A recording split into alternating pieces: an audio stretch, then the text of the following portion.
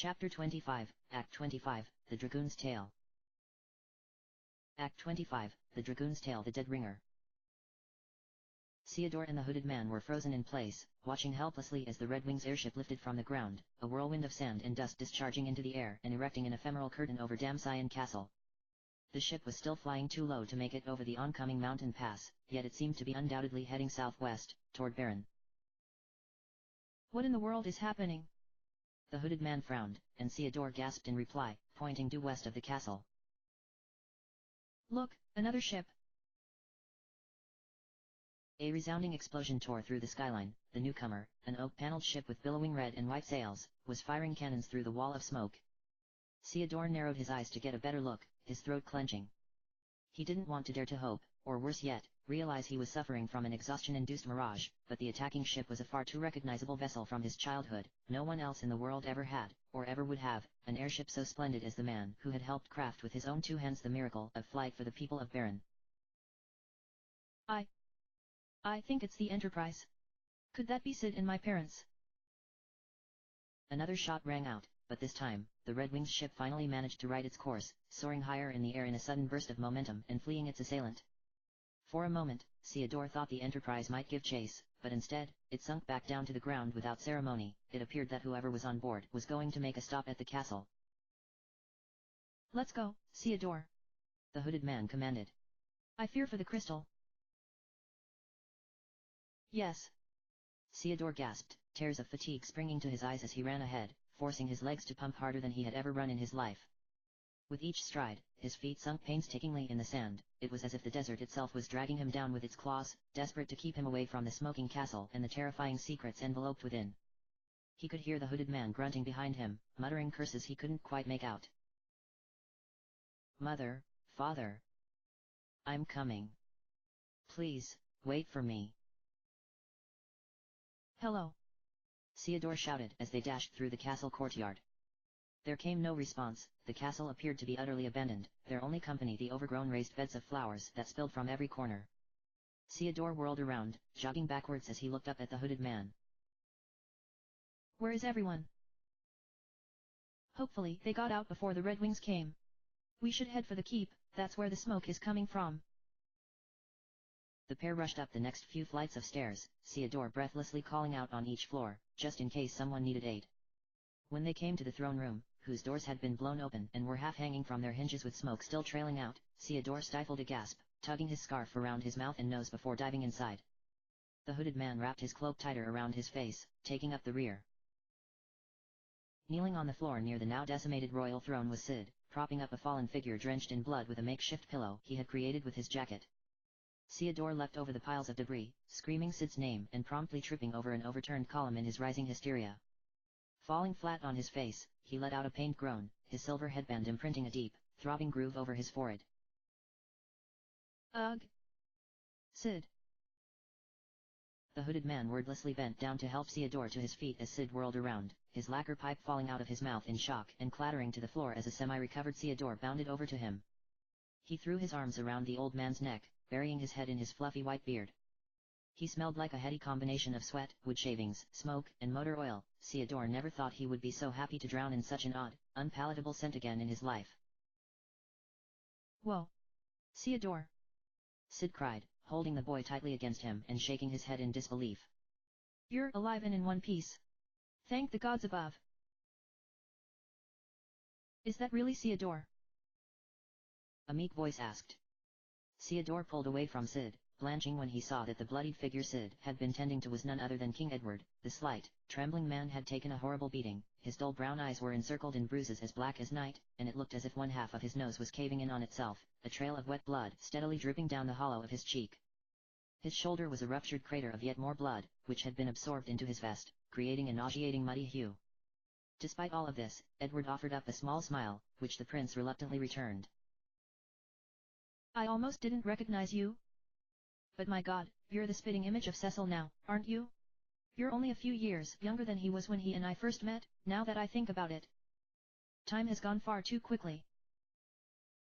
And most people seem to think I look like my mother, Theodore stammered, still overwhelmed by the sheer amount of blood he was staring at and wondering how they could be discussing something as asinine as his appearance at a time like this.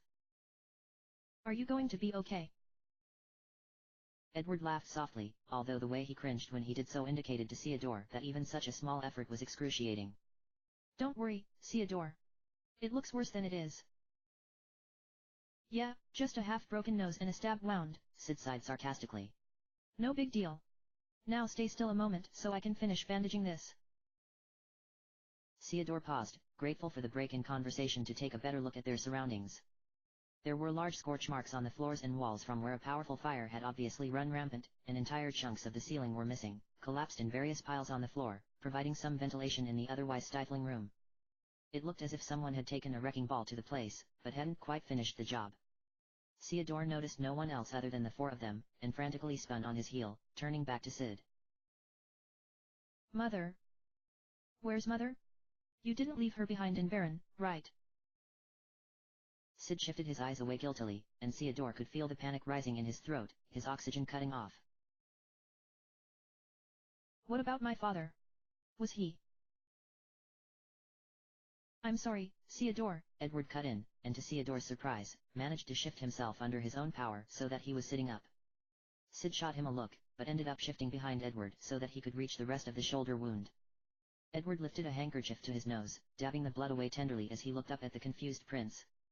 Sid merely shook his head, leaning in to tie off the ends of the bandage and still avoiding Theodore's pointed gaze as he muttered inaudibly. Ah, it's not your fault, Edward. I should have stayed with her. What happened to her? Theodore shrieked, black spots starting to fill his vision as the room spun around him. What happened? She's been taken away, Theodore, Edward said softly. I'm so very sorry, no matter what anyone else says, it was my fault. She rushed from hiding to defend me, and Cain took her. If it wasn't for Rosa, I would be dead right now. He looked down, exhaling shakily, the handkerchief dropped from his trembling fingers. She did everything she could to save the crystal. But he got that too. Theodore's legs gave out from beneath him, and he fell to the broken floor tiles wordlessly, his eyes clouded with abysmal heartache. All of their effort, all of their pain, all of the suffering. And it had amounted to being just a few minutes too late to save her. If Cain had done this to Edward just to get a stupid crystal, what would he do to his mother? The hooded man clenched his jaw. What? So he has the crystal, and Rosa? Sid glanced up at the hooded man, as if he was just now noticing him for the first time. Wait up. Who's this guy? Theodore kept staring ahead listlessly, Sid's question not even registering in his mind. How would he have answered it, at any rate? The hooded man shook his head, reaching down to grab Theodore by the arm, the boy floundering in his grip like a rag doll. Never mind that, we'll talk later. To the Enterprise, now. We have to follow him, before it's too late. I'll come too, Edward murmured, and Sid crossed his arms over his chest. Nuh-uh, no way, no how. I'm taking you upstairs to Harley, and she's gonna put your skinny behind in bed where it belongs. No. Edward protested. Harley will be more useful here at the castle than I have to help save Rosa, no matter what, it's my fault that she's gone. Besides, Theodore is a white mage, right? He can finish patching me up on the ride over. Theodore lowered his gaze, sniffling and finally giving in to the hooded man's insistent hold on him, his legs trembling as he forced himself to stand back up. I'll do my best to heal you, Edward. I do want us to go together. We don't know what Cain is capable of, right? We need all the help we can get. He glanced up at the hooded man as if to get a confirmation of his suspicions about just how dangerous Cain might be. The hooded man frowned and looked away, crossing his arms. Oh, fine, Sid sighed, rising to his feet and reaching down to support Edward, who was all too happy to use the sturdy old man as a crutch. I can't say no to this kid. Can't say no to anyone in this damn family, apparently. I think when this is all said and done, I may finally retire.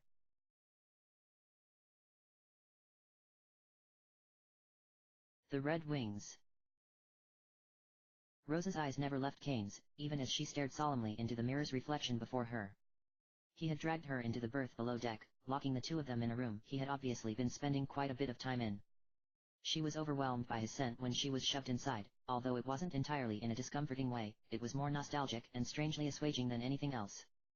She had once heard that there were times a certain scent could trigger repressed or forgotten memories deep inside one's brain, but for her, she had never let herself forget any of her precious memories of the person who had once been her best friend. She had told herself that he might never come back to her if she forgot even one tiny detail about him, like her mind was the only force keeping him tethered in their reality. But he was here now. Although something had apparently gone terribly wrong along the way. And even though Kane had said he wanted to catch up, he actually hadn't answered any of her questions with anything more than a frustratingly knowing look or a clap of laughter. Where had he been for the last 17 years? Why did he leave Baron? Who had he seen during his time away? What had he been doing, thinking, feeling? She tried again with another question, her hand shaking as she reached up, tracing a finger over her lower lip to flake away the dried blood. How did you get your hands on a Red Wings ship, Kane? Cecil didn't loan you a ship to aid in attacking the other nations that held crystals. Right? Kane raised an eyebrow. There are no more Red Wings. They were annihilated in an accident, or monster attack, depending on which story you believe, the morning the moon returned.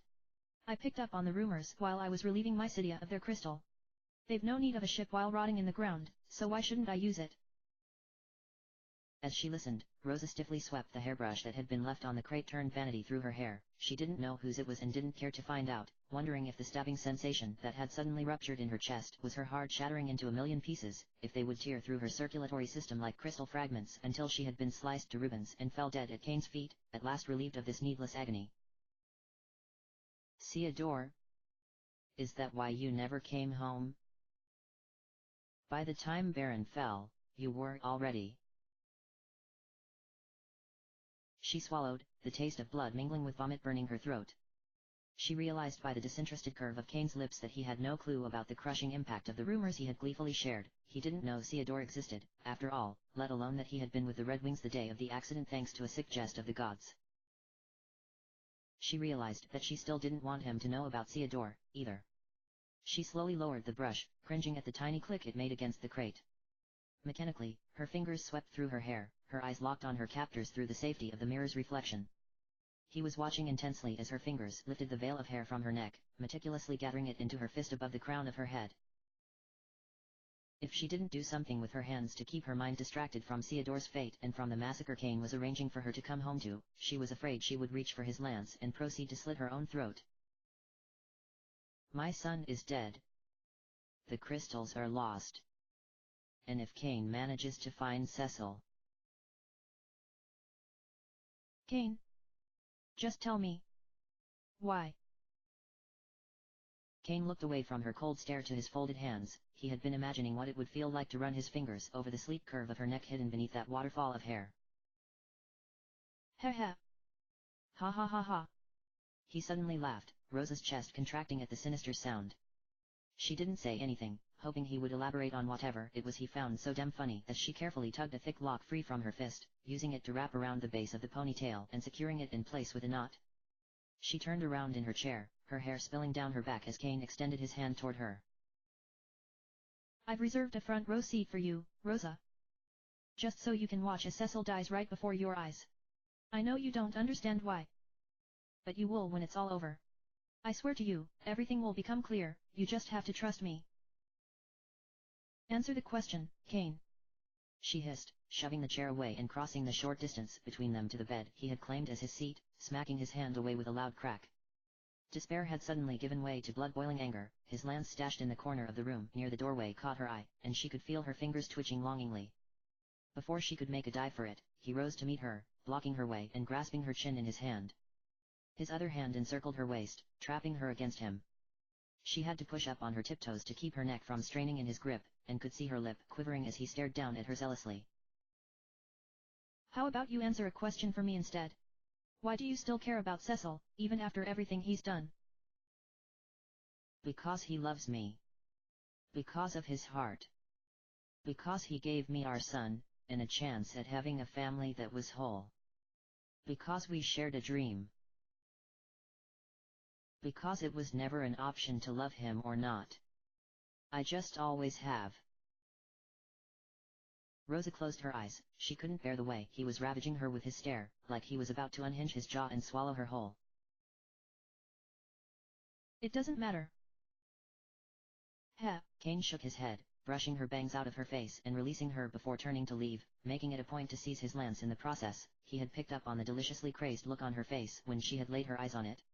It might matter once you see him again, you'll be begging for me to end it and set you free. Apparently, our Cecil hasn't been himself as of late, he's got a new girl hanging around, too. You don't know anything, Rosa said quietly, her fists clenching at her sides. You haven't seen him. I heard what you told Edward, unless you were lying. I've never lied to you a day in my life, Kane said coolly, his hand on the latch. You'll do well to remember that, the same can't be said about your precious Cecil. With that, he stepped outside, slamming and locking the door behind him. All of the temporary strength Rosa's rage had lent her escaped through her pores like a deflating balloon, and she collapsed on the bed, her wide, watering eyes rolled up toward the ceiling. Kane had struck another nerve, maybe not on purpose, but she found it very hard to believe that he didn't know more about Cecil's current state of mind than he was hinting. She recalled the rushed conversation she had had with Harley before she had stumbled upon Kane and Edward in combat. Her stomach twisted as each line replayed in her head. She was about to become sick all over again, wondering just exactly who, or what, it was she would be coming home to.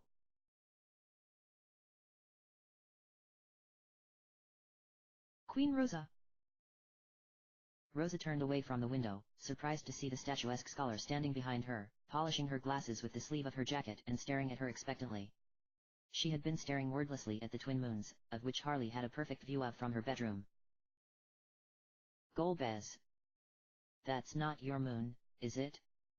Something about all of this just feels too new. Even as the tragedies of the past stand to repeat once again. It's just Rosa, she replied absent-mindedly, still lost in thought. She said that same line to Harley so often that her brain just went on autopilot, regardless of what the actual conversation was about. Rosa, Harley tried, making a face as if she had just bitten into something sour. Listen. There is something I think you should know about King Cecil, just in case he shows up in person looking for the crystal. I feel that King Edward kind of glossed over it in his rush to get us out of the way of the battle preparations. What about Cecil? Rosa asked softly. Now Harley had her full attention. The Chancellor told us he was acting strangely about the meteor. What did he tell you when you went to see him? More of the same as what was in his message, I'm afraid. Harley frowned. But seeing him for myself, it was like I was talking to a complete stranger, and he couldn't have been colder to King Edward. Was there anything at all that we might have done to offend that you know of? What? No, of course not. Rosa's hand flew to her mouth. It was that bad. I'm afraid so. He told us if the Lunarians had returned that it was his personal responsibility to deal with it, rejecting King Edward's offer to help. And he gave my lord a strange box as a parting gift. He suspects that was King Cecil's way of springing the trap for our crystal. He called it a carnelian signet. The same item that destroyed Mist 17 years ago. Yes, the very same, according to how my lord interpreted the conversation he overheard between King Cecil and a woman we were not able to identify. It would seem they are working together to gather the world's crystals. Rosa shook her head, the only thing keeping her standing at this point being pure adrenaline. Everything you are saying? Well, to be honest, it sounds like a poorly thought-out ruse. Cecil would never treat his friends like that. And to partner with some woman none of us have ever met to seize the crystals? It's nigh on fiction. I agree with you, Your Highness, Harley shrugged. It would seem that we agree, then, that perhaps the person we met in Baron was not King Cecil at all. Wait. What? It was then that the crash rang out from the chamber below. If Rosa remembered the layout of the castle correctly, that meant it would have come from Edward's throne room. She felt the hairs on the back of her neck rise, and before she could stop herself, she had run to the bedroom door, throwing it open. Every cell in her body was screaming at her to get downstairs, that something terrible was about to happen. That someone she loved dearly would be the one to pull the trigger, setting something irreversible and unforgivable into motion. This feeling. This presence. I haven't felt it in 17 years. How? Rosa. Harley cried. Where are you going?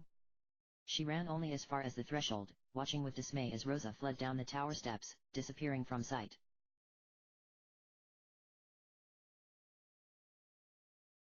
The Enterprise. Theodore sat mutely, his face white with shock as Sid finished telling the group everything he and Rosa had been through since the morning the Twin Moon had returned. He had set the Enterprise to autopilot, although he had purposely lessened the speed so that Kane could get just far enough ahead to not catch them tailing him. None of them could be sure what Kane would do with Rosa on board, but what Sid was sure of was that the Red Wings were outfitted with plenty of weapons, and he knew Kane could use every single one of them with ease. Everyone had agreed that it was best not to put the Enterprise in a situation where Kane would feel the temptation to use a weapon in the first place. Theodore slid his fingers through his hair, his eyes watering. From what he had been able to piece together between Sid's tale and his own, it appeared that the Red Wings and Baron were attacked roughly at the same time. Cecil had ordered Sid and Rosa to flee, and the two of them had wandered for several days, not knowing what to do or from whom they should hide, while Theodore and his companion had made their way through Baron, Mist, and Capo. In the meantime, Edward's land had been desecrated by a mysterious meteor, he had been threatened by Cecil, attacked by Kane, and the final crystal was now in enemy hands, according to Kane's insane ramblings. This can't be happening. I've heard so many stories about Kane and his brave deeds, and this is who he turns out to be? A crystal thief and a kidnapper? Why is he so angry at Mother and Father? The hooded man, who had remained silent for the duration of their trip thus far, continued to say nothing. Sid gave Theodore's shoulder a reluctant squeeze, and Edward shook his head. Please don't worry, Theodore. I doubt he'd ever lay a hand on Rosa, he cares for her very deeply. He frowned, taking a sip of the potion Sid had scrounged up for him to supplement the healing spell Theodore had cast upon him. Cecil, on the other hand. It sounds like they're on bad terms again. Theodore looked up. My father? That's right. Sid, you said he never left Baron. If that's true, why didn't we see him when we infiltrated the castle? It was completely abandoned except for some brainwashed soldiers. He looked over at the hooded man. Right. The hooded man crossed his arms. Right. I don't know, kiddo, Sid frowned. Edward, you did say you saw Cecil yesterday, right? I did, Edward nodded. But unfortunately, our stories don't add up with the conversation I had with him. Why would Cecil tell me that Theodore was out of the castle for training and that Rosa was sick? Clearly, he would have known that Theodore's training had ended, he was due home the morning the moon returned. And he sent Rosa away himself, I'm sure he would be as surprised as I was to learn she had landed on my doorstep. He clearly has no idea where either of his family members are. Theodore growled under his breath, digging his fingers into his scalp. This doesn't sound like father. None of this makes sense. And now my head hurts. The hooded man strode to the bow of the ship, taking a look through the scope Sid had specially installed as one of the Enterprise's custom upgrades. Sid, we need to go faster. Kane is gaining too much of a lead. It will be too late if he keeps up this pace. Too late for what? Theodore blinked, and the hooded man whirled around. Theodore, if Kane finds your father, he is going to kill him. What? Theodore shrieked, and Edward tilted his head. He had been trying to spare that little detail of Kane's impromptu visit from Theodore, the boy already looked as if he were about to pass out from fear about Rosa. But he supposed the cat was out of the bag now, their mysterious new ally seemed to have an appreciation for cutting straight to the chase. It sounds as if you know Kane's agenda quite well if you've managed to track him this far and have figured out why he came to Baron. Who did you say you were again? I didn't, the hooded man replied snidely. And it's not important. I'm just someone with a score to settle that happened to come across Prince Theodore on the way. It was mutually beneficial for us to travel together. Mutually beneficial. Theodore recoiled and closed his eyes. He had known all along, but it still had hurt worse than he thought it would have when it was finally said aloud, a stinging sentiment given oxygen and ushered into what had rapidly become his new ugly reality. A teeny, tiny, smallish portion of his heart thought that maybe he had actually succeeded in making a friend, but at most, it looked as if he had just gotten a temporary business associate. He was sorely tempted to share with the group just why. The hooded man was so interested in meeting up with Kane, but he realized with a sinking horror that if someone had to die tonight, that he didn't want it to be his father. And if Cecil staying alive meant the hooded man needed to complete his mission and kill Kane.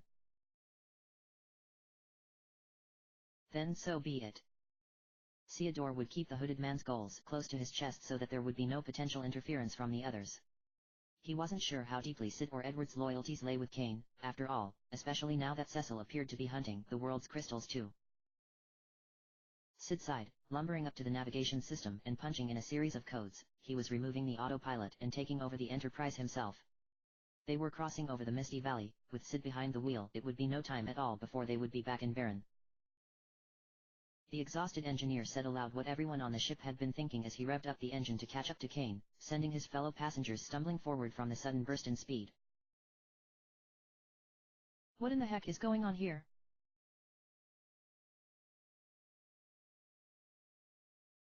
The Red Wings.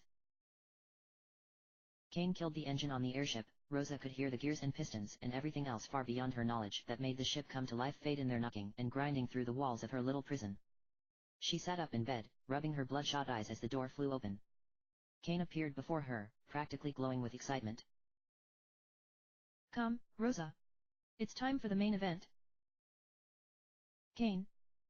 Rosa began, but lost her train of thought when he sat down next to her, wrapping his arm around her shoulder and touching the tip of his nose to hers.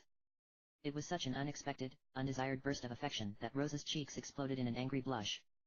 He leaned in yet closer, and she tried not to outwardly cringe as his lips brushed over hers while he whispered. You'll see me walk right up to him. Kane. Rosa cried, regaining her senses and scooting so far off the bed that she miscalculated and crashed to the floor. He towered over her, his smile twisting grotesquely as she inched back with every step he took toward her, letting out a shriek when her rear hit the wall. There was officially nowhere left for her to run. And tear him apart limb from limb. You're insane. Kane snorted, grabbing Rosa by the arm and roughly lifting her from the ground. She screamed as loud as she could possibly manage, but knew that nobody would come. If the soldiers at the castle had been like the ones Edward had defeated in Damsion, none of them would bother coming to her rescue. Let me go. Rosa protested as Kane dragged her down the ramp of the ship toward the castle gates. She dug her heels in the ground defiantly while Kane ignored her pleas, yanking her back to her feet as if she were a child throwing a tantrum when they finally met up with the guards. Move it. Kane barked. I've got the crystals. And I've got Rosa, too. The guards stepped aside without comment, and Rosa let out another scream that echoed maddeningly in the great hall, but still, no one came. The door slid shut behind them silently.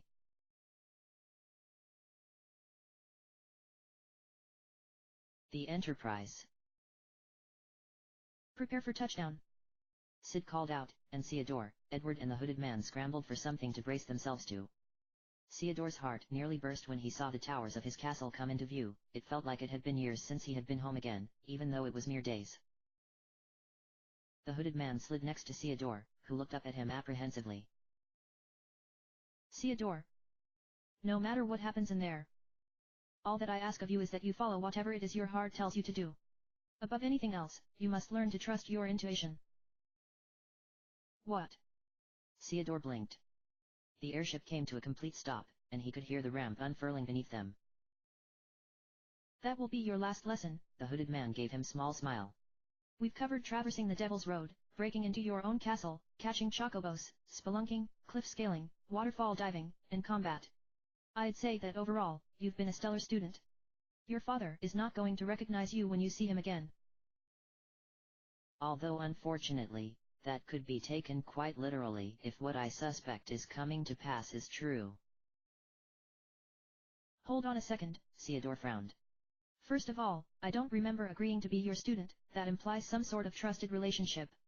Second, what do you mean by last lesson? So you really are going to ditch us once you find Kane? I'm sorry, Theodore. One way or the other, I may not be able to be by your side after this. I've made peace with it, I hope you can, too. This would have happened regardless of your family's connection with Kane Highwind, I can assure you of that much. You are being ridiculous. Theodore began, tears stinging his eyes, but the hooded man had walked away, bounding down the ramp and running to the castle gates, his cloak unfurling behind him in the wind. Edward approached Theodore, gently touching his shoulder. He had mistaken Theodore's tears for nerves. You don't have to come inside if you don't want, Theodore, we'll make sure to find both of your parents. Theodore shook his head quickly, grinding the tears from his eyes. It disheartened him how easily it had become for him to craft little white lies, but he feared Edward would never understand. He didn't even understand the chaos that was unfurling in his heart. No, sorry, just got a little emotional about finally returning home. I'm going to.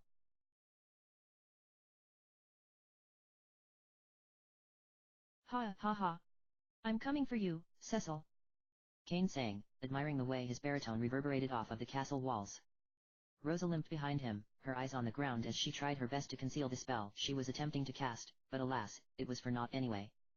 She was still cursed with silence, her body had not been rested enough on the ship to attempt a recovery on its own. Kane looked back over his shoulder as he dragged her along, raising his eyebrow. Where do you think Cecil is at this time of day, my dear? You know his schedule far better than I. Is he consorting in the practice yards, perhaps? Taking a nap in the West Tower? Or maybe he's in the throne room, regaling an audience? I'm sure wherever he is, we'll find his new lady friend as well. She seems to keep a tight leash on him. Rosa didn't reply, she could feel her heart shattering all over again, and wondered if her body would be merciful and shut down before they reached her unsuspecting husband. Kane shrugged and proceeded to go forward through the next set of doors. Throne room it is, then.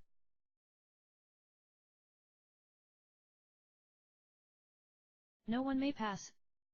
Theodore heard the soldiers guarding the front gate drone to the hooded man, Sid, and Edward trailing behind him. The hooded man withdrew his sword as a final warning. Out of the way. Theodore. Sid hissed. What is the meaning of this, letting him raise a blade to the castle guard? Theodore lowered his eyes, his fingers clutching Sid's jacket. You'll see. They're not human anymore. I've been around enough of them to tell now. What?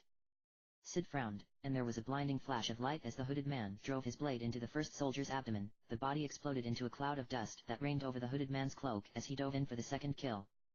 Sid stared wordlessly ahead, and Theodore released his jacket, swallowing. Theodore.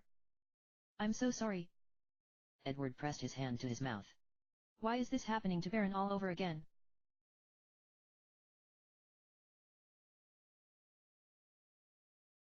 Kane turned to face Rosa in the antechamber, yanking her shivering form next to him as he rested his free hand on the doors that would take them into the throne room she had shared with Cecil what felt like many lifetimes ago. Finally. I will be released from this hell. Yes, Cecil. I'll be free from you at last. Kane, I am begging you. Whatever you think Cecil did to you, it's not true. Please. You have to wake up. This isn't you. How many times do I have to tell you? Kane roared, his lips turning white with strain. I am awake. This is me, the me I have always been, the me I have always longed to show you. Why can't you just accept me for who I am, Rosa? Will nothing I ever do be good enough for you? Rosa stepped back as far as his hold on her would allow, her eyes watering. You say you have never lied to me, Kane. But you are lying to yourself. I know you. I know you better than anyone else on this planet, yes, including Cecil, who loves you with all his being, who has missed you every minute you've been gone. I know this isn't who you really are. Whatever you are pretending to be. End it now, before you do something you live to truly regret. It's not too late. She looked up at the throne room doors, sealed tightly shut before them. It will never be too late for us to go back to how it used to be, not as long as the three of us are together. Time, distance. None of that can erode what we had. Kane pressed his lips together, and for just a fraction of a second, Rosa felt his hold on her arm slacken. But a fresh wave of boiling, ugly rage and pain reared forth once more, flooding his eyes in darkness as he dug his fingernails through the sleeves of her gown, branding her with bloodied, pointed half-moon marks. Ah! Rosa shrieked, and Kane slammed his hand on the door latch, pressing down. The doors they had come through to reach the antechamber suddenly burst open behind them, and Theodore stumbled inside, letting out a stunned whimper when he spotted Rosa and Kane's retreating forms. They both spun around at the sound of the doors screaming on their hinges, Rosa's breath catching in her throat at the sight of her son running toward her, smiling, whole, and undisputedly alive. Mother! Theodore choked, reaching his hand out for her as he blinked away his tears. Theodore! Rosa exhaled sharply and violently shoved the heel of her sandal into Kane's ankle. Kane let out a yelp, the shooting pain exploding up his leg, enough of an incentive to release her. Stumbling forward, Rosa met Theodore in the middle of the room, pulling him into her arms and pressing her lips to his hair over and over as she began to sob. My darling! I'm so happy you're alive. Oh gods, where have you been? Mother. Theodore sniffled, burying his head into her chest as he clung to the back of her dress. I'm sorry for everything. I don't even know where to start. Rosa pressed her hands to his cheeks, trailing her lips over his forehead and the tip of his nose. Theodore, what happened? What could you possibly have to be sorry for? What is the meaning of this? Cain interrupted, hesitantly limping toward them like Theodore was a bomb set to go off at any minute. He pointed his finger accusingly. Who is this little brat? Theodore raised his head at the acerbic voice, flinching as he took his first long gaze at whom it belonged, a dragoon wrapped in armor as dark as night, a sash the color of fresh blood trailing from his hair. Even though his face was concealed by a helmet shaped like a dragon's maw that appeared to be consuming his very flesh, Theodore could sense that he was being glared at with an almost incapacitating hatred. This wretch of a man was a legend in Baron, the famed hero who had saved their planet, and supposedly once his father's best friend. He pulled away from Rosa, lifting his chin as he took a step forward. I'm Theodore Harvey, first of his name, son of Queen Rosa Joanna Farrell, the Crown Prince of Baron, esteemed Knight of the Red Wings, and heir to the Holy Paladin, King Cecil Harvey. And you're Cain Highwind, I presume? A dragoon, ex-baron, if I recall from the tales. Cain's face twisted in confusion, his eyes flicking between Rosa and Theodore's twin stares as if he couldn't possibly believe what he was seeing. You have a son? With Cecil? How did this come to pass? The usual way, I suppose, Rosa said dryly, and Theodore couldn't help but cringe at the particular image that brought to mind. There came a clamor of hurried footsteps, and Theodore turned to the door, where he saw the hooded man, Sid, and Edward approaching them from the next hall. You! Cain cried, brandishing his lance as the hooded man crossed the threshold first. His cloak had been blown back from his head, and his hair was a mess of knots and tangles tossed over his shoulder. Found you, the hooded man smirked, and Theodore noticed his mother staring incredulously at him, a shaking hand pressed to her mouth. She rose to her full height, her eyes shining with tears that clung to her lashes like diamond dust. Her voice cracked as she took a step forward, mumbling against her fingers. Cain. The hooded man spun around to face Rosa as she approached, his sneer faltering when their eyes locked. Theodore saw something burst to life in his gaze that he had never before witnessed. The icy blue of his eyes were illuminated as brightly as the twin moons, filled with such beautiful brilliance that it almost hurt to stare for too long. A fiery blush lit up his mother's cheeks, and she slowly shook her head, lowering her hand to reveal a beaming smile. Of course, she whispered, her words seemingly just for him. It's you I've been waiting for. Hey. Theodore blinked. He turned back to the hooded man, who was still staring at Rosa wordlessly, and then turned to Cain, who was glaring at all of them with unfettered disdain. He slid to his mother's side, gently taking her arm. He wanted to be near in case Cain tried anything sudden. Sid and Edward gawked from the rear of the room, not understanding at all what they had just walked into. Rosa and the hooded man had seemingly withdrawn into their own private universe. Theodore's hesitant touch broke whatever spell had woven itself between Rosa and the hooded man, and she returned to her senses, cutting a glance at Cain. So, who are you? Cain snorted. I am Cain. The real Cain. He thrust his lance toward the hooded man, who didn't even flinch. And this pathetic fool's back to shame himself in public for one last time, I see. The hooded man crossed his arms defiantly. That's right. Mother. Why did you call him Cain? Theodore frowned. He's... He trailed off when he remembered that he didn't actually know who the hooded man was. Rosa bit her lip, pulling Theodore closer against her, her gaze drifting back toward the hooded man. His hand was now resting on the hilt of his blade, but his eyes had never left the queen. This man before you is Cain Highwind. The man in the dragoon armor. He's a fake. Sid and Edward gasped simultaneously, and Theodore's jaw hit the floor. It felt as if someone had taken the antechamber and turned it upside down like a snow globe. It was all he could do to keep his legs from failing him again. Mother, that's impossible. I've been traveling with him this entire time, and he never said. How can he be Cain if he wants to kill him? There are two of them. Edward murmured. Does Cain have a twin? Definitely not, Sid frowned. Their mannerisms and the way they move are identical, like a reflection in the mirror. Not even Palom and Porum are that similar. The Kane dressed in dragoon armor stepped forward, the tip of his lance hovering over the hooded man's chest. Finally, the hooded man turned to meet his glare, the corner of his mouth twitching into a sneer. Kane tilted his head, and for a brief moment, the hooded man caught a glimpse of the madness seeping from his eyes. Ha! So you think I'm the fake? Let's settle this once and for all. If that's what it takes, then I'll fight to prove who I really am. The hooded man withdrew his sword, sidestepping gracefully just as Kane thrust his lance forward. He parried with a fierce blow to Kane's left side, sparks flying off his blade when it struck Kane's armor. Kane let out an angry roar as he clutched his side, stumbling backward as the hooded man followed up with a kick square to his chest, sending him flying back against the throne room doors with a deafening crash. Oh my god! Theodore gasped aloud, and the hooded man turned to him, holding out his palm. Stay far away, Theodore. I need you to protect Rosa. Alright. Theodore blinked, shifting into a defensive stance before his mother. She covered her mouth to disguise her fear, but Theodore could still feel her knees knocking behind him. Kane pulled himself up from the floor, laughing and spinning his lance back around. That's right. This is my own battle. If anyone interferes, I'll kill them too. Sid and Edward rushed to Rosa and Theodore, flanking Rosa on opposite sides as Theodore stood guard in front. Kane jumped in the air, grabbing hold of the tiered gold and crystal chandelier hanging from the ceiling and swinging outward, somersaulting into a chest dive with his weapon thrust forward. Look out! Theodore cried.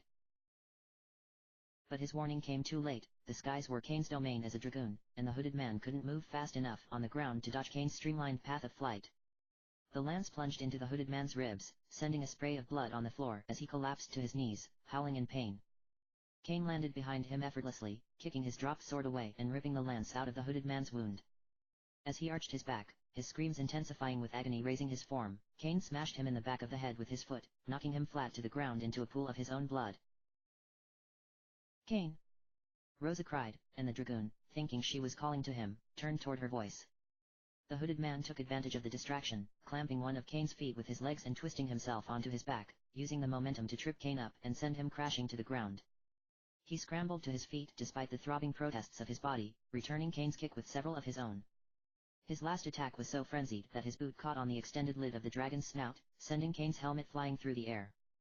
Sid and Edward shoved Rosa down just in time for it to sail over her head and shatter against the wall behind her, steel and crystal raining from above. Theodore could feel Rosa's fingers digging into his shoulders painfully as she lifted herself back up, but he couldn't make the effort to pull away. He had become paralyzed with numbing, mind-clouding terror when he saw what had been hidden from them beneath the helmet. Kane managed to roll away from the hooded man and lifted his head, his fingers gingerly brushing over the split lip that he had been gifted from the final kick as he started to laugh to himself, tossing his head back so that his hair fell away over his shoulders. The malice-drowned fiend Theodore saw before him was a dead ringer of the man who had become his savior the first night of the Twin Moon's return. It was true enough that Kane's eyes were darkened pools of obsidian creased with shadow, and his lips were tinged violet, like he had been continuously sipping from a flask of poison, but every other feature was impossibly identical to the hooded man's, from the arch of his pale brow, to the slope of his aristocratic nose, and the contoured ivory hollow of his jawline. How can there really be two of them if they are not twins? Theodore screamed internally. Someone, tell me what's going on. The hooded man clutched his mangled side, wincing as he tried to stay the bloodletting. The convulsions of pain had become so overbearing that he was struggling not to sway on his feet. Kane let out a sudden growl and launched himself forward, slamming the hooded man back down to the ground, the crack of his skull crashing into the stone floor, turning Theodore's stomach. Kane reared back on his knees over the hooded man's crumpled form, smashing his fist into his face over and over as he ground his armored knee deeper into the wound. The hooded man feebly raised his arms in an attempt to protect himself, but Kane easily tugged them away, punching him yet again with his other hand. The dragoon's laughter grew louder, his knuckles cracking as he flexed his bloodied fingers and sat back on the hooded man's legs to take a momentary rest. What's the matter? This is what you wanted all along. You wanted Cecil dead so you could have Rosa for yourself. Ugh. The hooded man groaned, his eyes closing. Theodore lowered his head, his lungs burning as he tried to suppress the sobs that threatened to detonate from his very core. It can't end like this. It just can't. I thought you were stronger than this. You came all this way, put yourself in senseless danger, and you're finally reunited with Mother. Now you're not even going to complete your mission? It's unacceptable. Stop it! Theodore cried, and without realizing what he was doing, dove forward, throwing himself on Kane's back and wrapping his arms around his throat in a choked hold. Kane growled as he tried to throw the boy off, but Theodore held on for dear life, slamming his knee into Kane's spine. Kane roared his displeasure and clawed at Theodore's arms with his razor-sharp nails, the searing agony pulsing with each beat of the boy's heart as Kane's fingers tore through his skin. Theodore arched his back, pulling tighter on Kane's neck despite the objections of his tiring body. Please, if the gods can hear me, give me the strength to save my friend. Kane! Rosa gasped, scrambling to the hooded man's side and collapsing next to him while Theodore distracted the dragoon. She brushed the hair out of his eyes, wincing as her fingertips touched the rapidly swelling welts on his face. Open your eyes. Please. Rosa!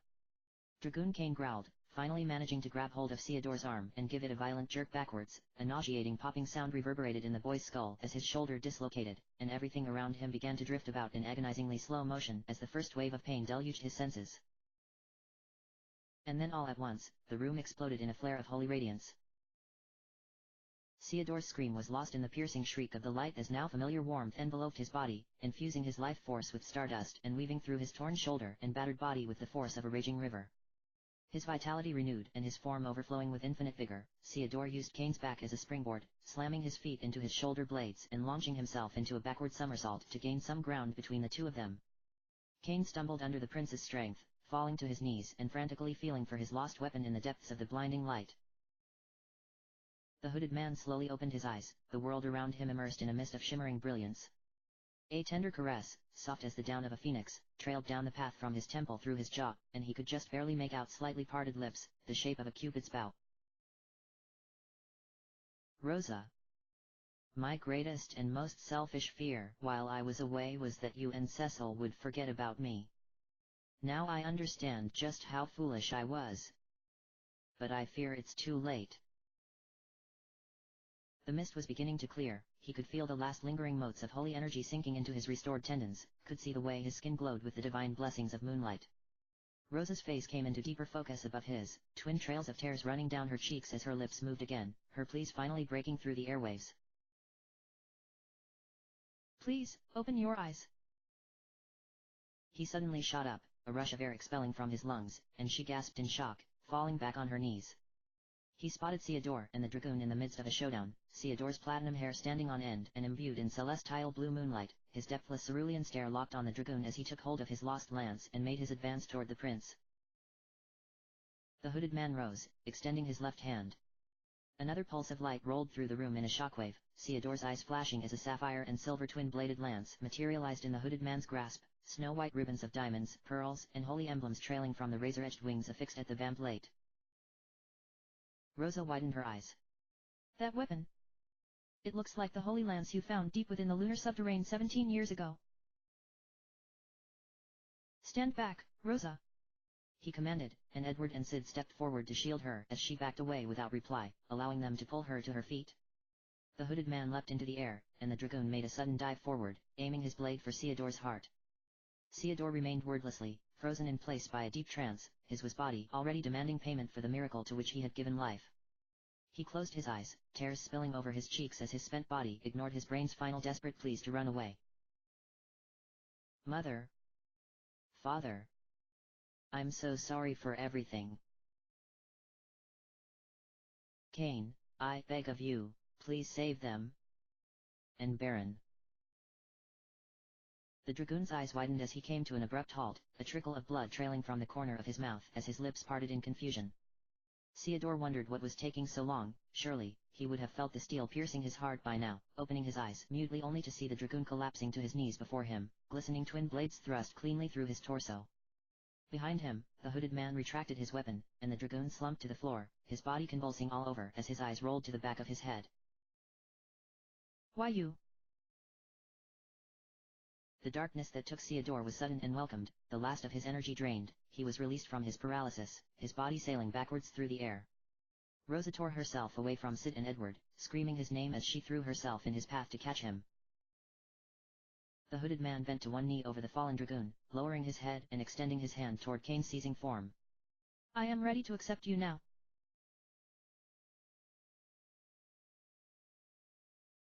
Mount Ordeals, the day before the moon's return. I have finally been released. Freedom is mine at last. Who or why you?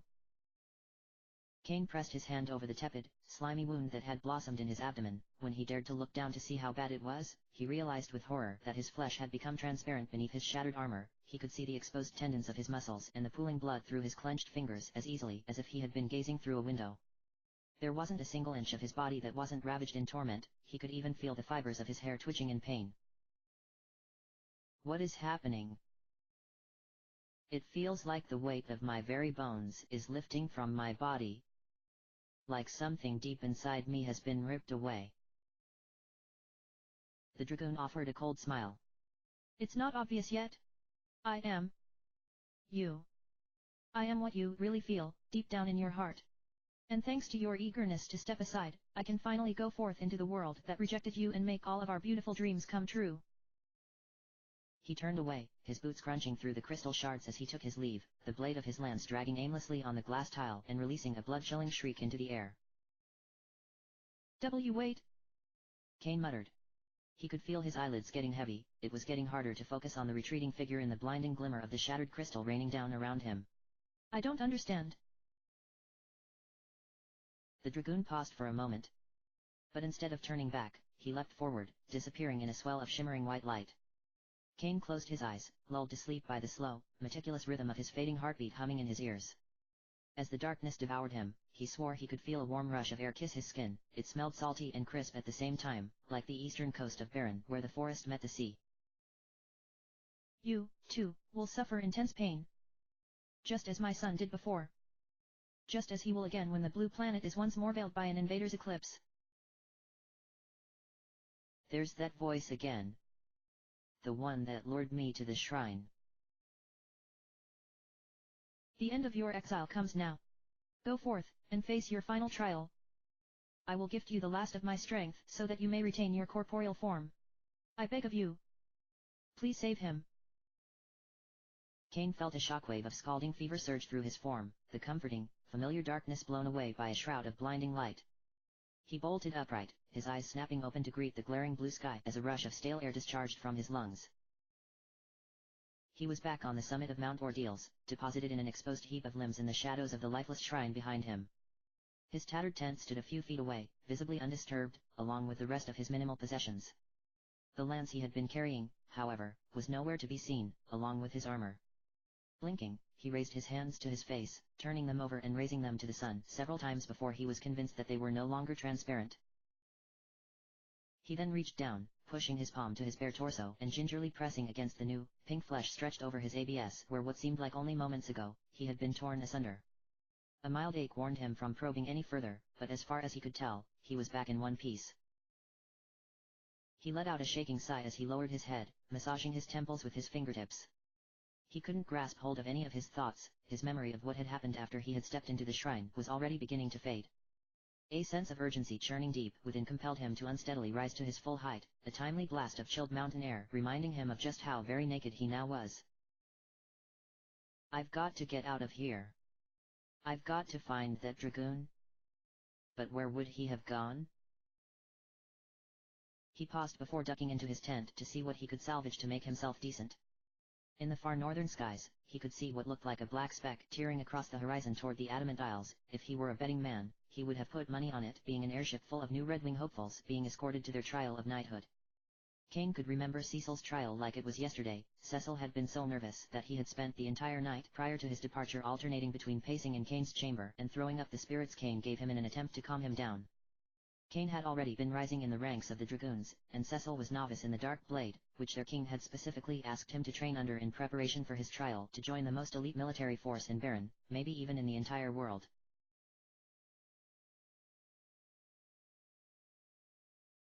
Baron, 21 years prior. What if I'm not able to find the knight's emblem, Kane? Do you think they'll leave me behind to rot? Not likely, being you are the king's favorite and all, Cain said dryly, raising an eyebrow. Honestly, what has gotten into you? This sudden lack of confidence is rather untimely, don't you think? Ah, you just don't understand, Cecil sighed.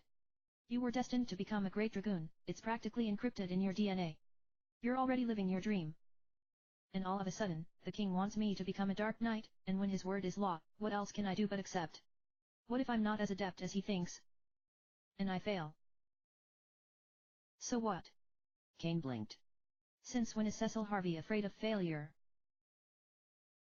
Cecil paused, his haunting blue eyes darkening even in the light of the fire Cain had lit for them. Despite the turn of the summer season, nights in Baron were still cold, and the dragoons' barracks in the eastern tower were particularly drafty. Cain didn't understand why Cecil didn't see it to fret in his private quarters, where he would have at least been more comfortable while he emptied the contents of his stomach. It's not the failure I fear. Then what is it? Disappointment, I think. With everything His Highness has done for me. Saving me from a life on the streets and pouring all of his ambition and time into me. How would it look to the court if I were to be the one that demonstrated his hopes were misplaced? Cain frowned, crossing his arms over his chest. The king has done much for you, Cecil, that much is true. But that doesn't mean your life is an extension of his, you're still a sovereign soul. If you don't want to become a dark knight, you should just tell him, before it's too late. He'll find someone else to master the dark blade, and serve whatever purpose it has of Baron. But he already asked you. And I rejected him. So how could I do the same? Easily, if you would just listen to your own heart. And what of Rosa? Her mother has enough dislike of me, becoming a dark knight is the minimum effort I'll have to exude if I have any hope of her approving our courtship someday. Rosa doesn't care what you are. Cain shook his head, his lips involuntarily pressing into a tight line. If you wait for her mother's approval before actually doing anything about your feelings for her, you'll both be long dead in the ground.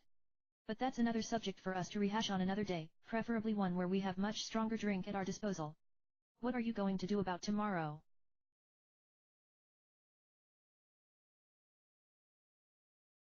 And to this very day, I'm sure it's still hard for you to put yourself before anyone else, Cain thought, tucking a stray lock of hair behind his ear that the wind had blown into his eyes.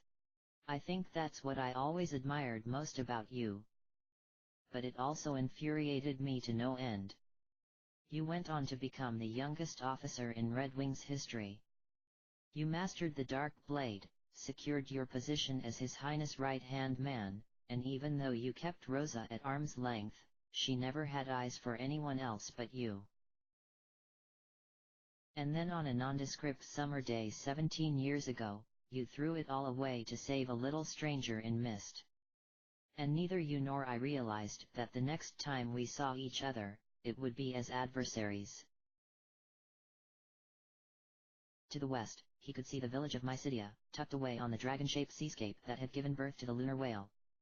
The night he, Cecil, Rosa, Rydia and Edge had flown to the moon and to what they had all anticipated was certain death, Cecil had forgiven him, and Cain had pledged that no matter what happened the rest of their days, be they many or few, the two of them would face it together. And that was the last promise I made, and broke, for 17 very long years. Cain's mind played back the crystal-tinged fragments of the intense pain and sorrow that had enveloped him in the shrine. He hardly recognized the frustrated, animalistic scream that ricocheted in the heavens as his own when the dragoon's enigmatic sneer flashed before him once again. It's not obvious yet. I am you. I am what you really feel, deep down in your heart. And thanks to your eagerness to step aside, I can finally go forth into the world that rejected you and make all of our beautiful dreams come true. Of course. Cain clenched his jaw, closing his eyes. I know exactly what his dream is.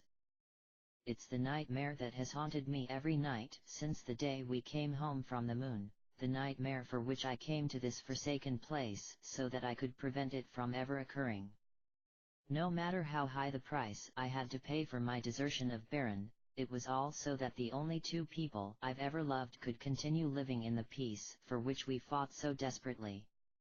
But still, It seems there is yet more I.O. That dragoon.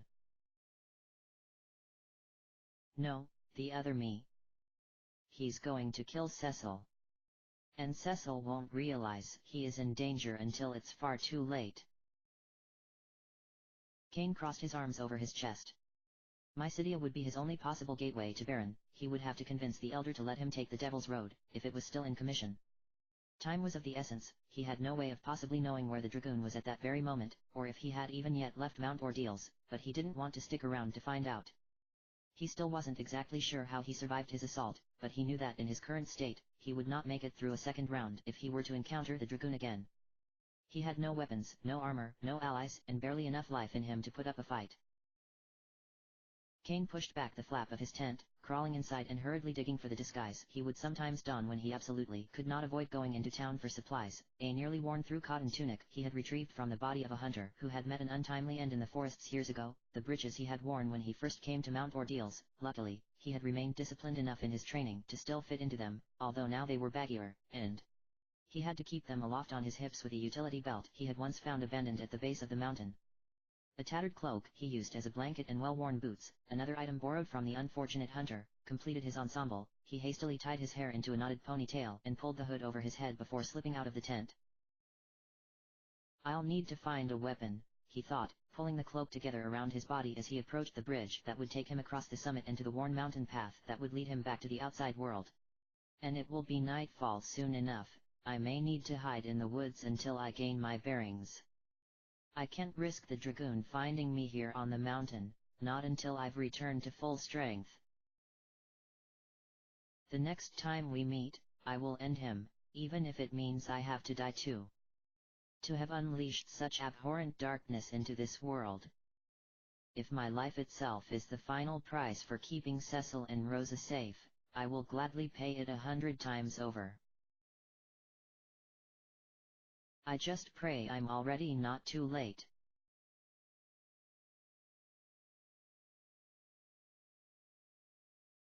Baron, current day. The dragoon glared up at Cain's hand warily, still refusing to concede. He clutched at the twin puncture wounds on his stomach, unending blood pooling between his fingers and knuckles in translucent crimson ribbons. Why? Why? How could you possibly want to temper such chaos in your heart once more? Cain shook his head. I realize now that I've been held back all this time by the past. I thought those days had to be buried for good. But it turns out that solved little. My past is as much a part of me as any part of my body. The happiness, the sadness. He took a deep breath. And all the hatred. The dragoon clenched his eyes shut, writhing in agony as little blue veins began to pop in his temple, his mouth twisting with disdain. Stop. No. I'm not here to deny your right to exist, Cain said softly. You're not going to die.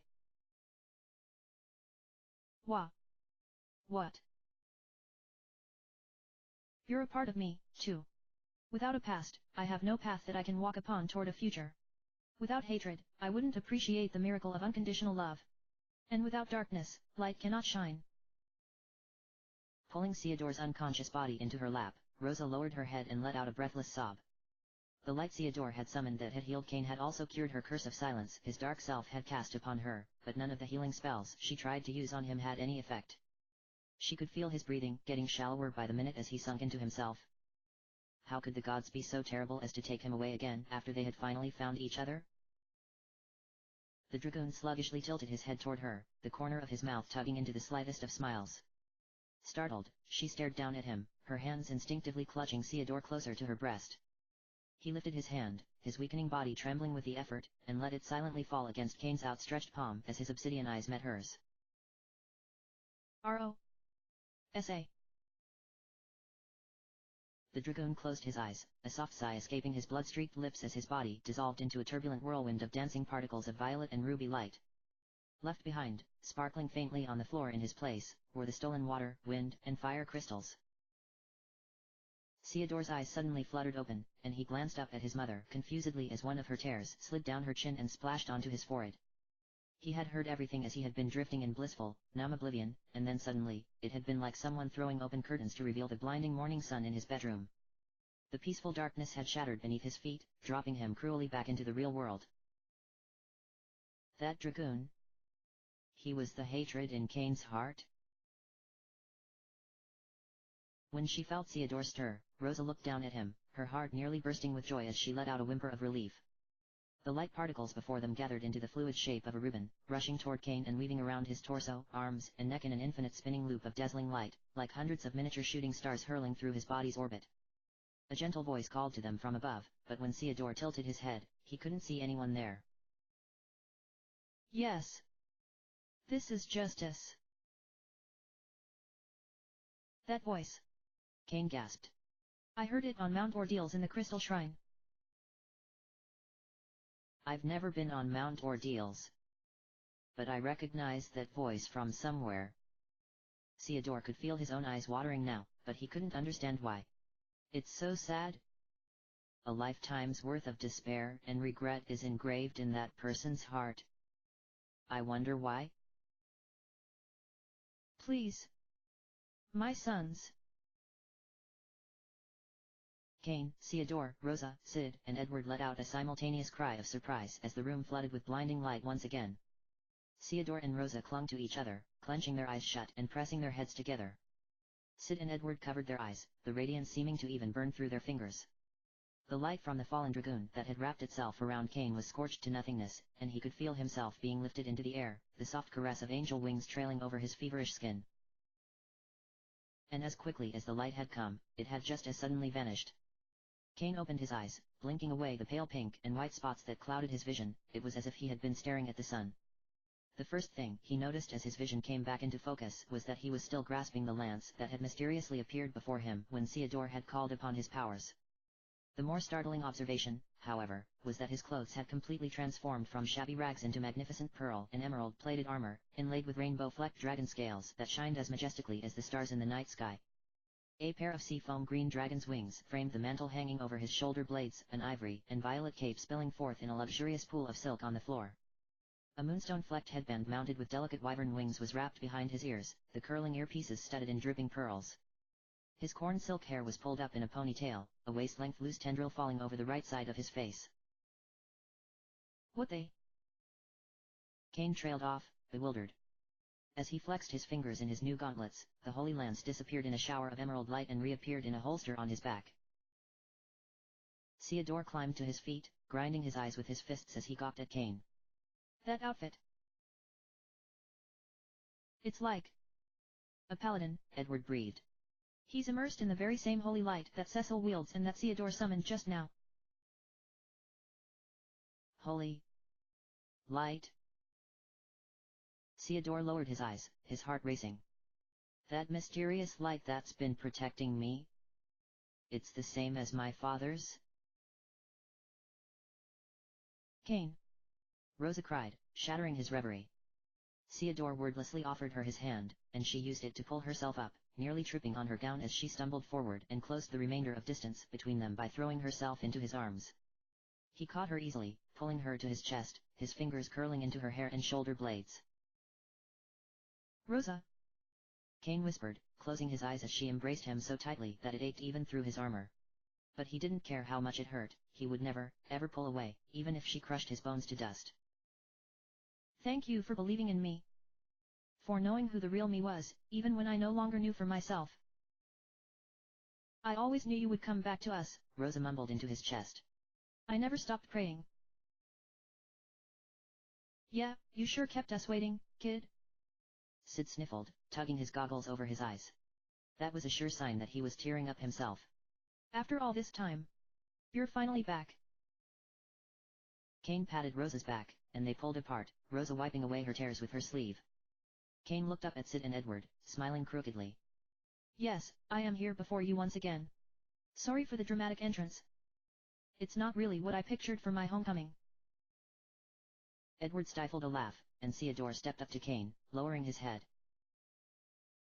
Why did you keep your identity a secret from me this entire time? Had I known who you were, I could have done something to help. He finally managed to lift his eyes to Kane's. Or did you really not trust me after all? Theodore.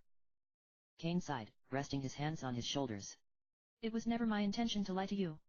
I didn't know what was going to happen when I was finally able to catch up to my other self. During our first battle, I was brought to the brink of death. If I were to die or lose my memory of our time together, I wanted it to have as little impact on you as possible. You're strong, far stronger than you believe, but you're also the son of my dearest friends. If anything I did resulted in you getting hurt, I would never be able to face Cecil and Rosa, or myself, again. I hope you can understand, even if you can't forgive my unintended deception. Theodore looked away, and Rosa bit her lip, approaching them. Theodore. It was nothing short of a miracle that you and Cain found each other. And having witnessed what I've seen here today. In each of her hands, she first took Cain's, and then Theodore's. It seems as if the bond you two share created another miracle of your own. Theodore. The light in your heart emanated with Cain's, giving him the strength to return to his true form. And subsequently, Cain's awakening brought you back to us. You understand what I'm trying to say, right? Theodore raised his eyebrow, glancing back up at Cain. So, you're not going to leave anymore, right? Because if you make my mother cry again, I really won't forgive you. I'm not going anywhere. Cain nodded. I'm done with running away. He turned to Rosa and Edward, guilt flooding his features. I haven't inherited his memories from while we were apart, so I don't know everything that happened before Theodore and I arrived at Damcyan. But know that I claim all responsibility, and I intend to face the consequences when all of this is over. Cain. Edward shook his head. I know that we've never really become acquainted, but I feel like I know you well enough just from all the stories Cecil and Rosa have shared with me over the years, Rydia, too. And the Cain standing before me now is much more in alignment in what I've come to learn from them versus the Cain that stormed Damcyan. I'm fairly confident the two of us can find reconciliation. Thank you. Cain bowed deeply, his ponytail sliding over his shoulder. I understand now why Cecil was drawn to befriend you during the war. A kind soul like yours must have been a panacea for him in those dark days. Edward blushed, and Sid cleared his throat, his hands on his hips. I feel like I'm the one who always interrupts these cheesy, gooey moments, but... Speaking of Cecil, does anyone else find it strange that we've effectively raised hell right outside his throne room, but no one in the entire castle has come to check up on us? You're right, now's not the time to catch up. Cain frowned. We have to figure out why the other Cain and Cecil seemingly shared a goal to gather the crystals. He bent down, scooping up the water, wind, and fire crystals that had been left behind by his other self and placing them in Rosa's arms. These will be safest with you. If something happens, use teleport to get far away from here, alright? Rosa pursed her lips. I'm done running away too, Cain. But even as she said it, she took the crystals, cradling them in her arms with all the attention and delicacy of a newborn child. The five of them turned toward each other, Rosa casting Kurija over the party to ensure they would face whatever was next with full strength. But why do I have the feeling that something even more terrifying than I can imagine is waiting for us? She shuddered, clutching the crystals tighter against her chest as Cain and Theodore pulled open the throne room doors. Cecil. A perpetual dread has settled in my heart where I was once able to sense your light. Please. You have to still be alive. The throne room was dimly lit. Only a few standing candelabras had been given life, while the curtains that lined the incredible floor-length windows that afforded a view as far as the misty valley on a clear day remained tightly drawn shut, even though the day had been blessed with abundant sunlight. As far as the rest of the chamber was concerned, everything appeared to be in its normal place, the exception being a vase of strange flowers that had been tucked in the corner of the room, and the young woman who was perched on the arm of Cecil's throne, turquoise hair spiraling down her bare shoulders in wild waves, her bare feet crossed primly at the ankles beneath a gossamer white gown. Her face could best be described as the personification of an Arctic winter night. Her skin was unmarked, unblemished, and as white as snow, a heart-shaped face providing the frame for thin, pale pink lips and ample amber eyes that flashed before them like headlamps. Her upturned nose twitched ever so slightly as she took in the new arrivals, the only sign of emotion or life on her otherwise blank face. Sitting next to her in the throne was Cecil, his leg crossed over his knee. His smile widened as the group approached, although he didn't bother to get up to meet them. He reached up behind him as if to stretch, gathering his hair in his hands and twisting until it fell over his left shoulder in silky layered waves. Tightening his head slightly, his ethereal face caught the candlelight, sending a shiver down Rosa's spine. She could see nothing reflected back at her when she gazed into his eyes. The minuscule amount of light had been absorbed like a black hole, his pupils so enlarged that she couldn't even see a hint of blue. Theodore stared up at his father worriedly, wondering why the room felt like it was near 100 degrees when the rest of the castle had been absolutely freezing and lifeless. Was he sick? Physically, he appeared to be well. He didn't seem any different than the morning Theodore had left him. Yet undeniably, there was something very strange about him. He wondered if it was because his enthusiastic, almost maddeningly so, smile didn't reach his eyes. He was suddenly very disturbed to realize that he was reminded of the Dark Dragoon. "Welcome back," Cecil declared, finally rising to his feet. He took a long look at each of them, tapping his finger to his chin as he slowly strode down the line. Theodore felt his heart skip a beat when his father's eyes finally landed on him. He wondered if he would say anything about the Red Wing's trial, or make a comment about him seeming different now that he was a knight. But instead, Cecil's gaze moved over to Rosa, and then eventually everyone else, not speaking again until he had finished inspecting them. "I'm glad to see you all. Theodore, Rosa, Sid, Edward." He shook his head as if he simply could not believe what was saying next, crossing his arms over his chest. "And most of all, Kane Highwind." He recognizes me, this time, Kane thought to himself. Curious. Rosa broke rank, rushing up the stairs to the throne and grabbing Cecil's hand in her own, the other cradling the crystals. "Cecil. I'm so glad you're all right." She glanced over his shoulder at the mysterious girl, who hadn't moved an inch. "Who is she?" Cecil turned his head to look at the mysterious girl, but didn't say anything. Kane noticed that when Rosa had taken his hands that he hadn't reciprocated, she was the only one holding on. In fact, he had been staring through Rosa while she was talking as if she were nothing more than an illusion. Theodore took a step forward, raising his head. "Father. I've returned from my trial. Something terrible happened that you should know about." But Cecil wasn't paying attention to Theodore. His eyes had fallen back to Kane, who was meeting his stare with one of his own. Cecil pulled away from Rosa's grasp, crossing his arms over his chest. "That light. Kane, have you finally done it?" "Have I finally done what?" Kane asked crisply, taking a step closer to the throne. Rosa bit her lip, inching away slowly after noticing the mysterious girl had hungrily rested her eyes on her, or rather, what it was she was holding. Cecil chuckled, but his laugh was hollow and thin. It sounded like it had come out of someone else, like a ventriloquist's dummy. "Finally managed to achieve your dream of riding my coattails, of course. I see you couldn't quite make it as a paladin, but I suppose a holy dragoon is the next best thing, right? And it only took you 17 years. End of chapter.